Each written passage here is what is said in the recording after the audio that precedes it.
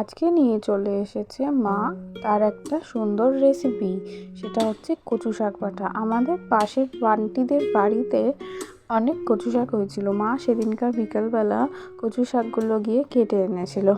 তারপরে তো কচু শাক রান্নার প্রসেস আমাদের বাড়িতে যেরকম হয় মা সেরকম করেছিল।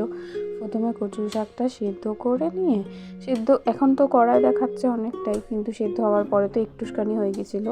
তো ফার্স্টে নুন হলুদ দিয়ে সেদ্ধ করে নিয়ে কড়াইতে তেল দিয়ে কালো জিরে লঙ্কা আর রসুন ফোড়ন দিয়ে কচু শাকটা দিয়ে একটু নেড়ে নিয়ে মিক্সিতে পেস্ট করে নিয়েছিল।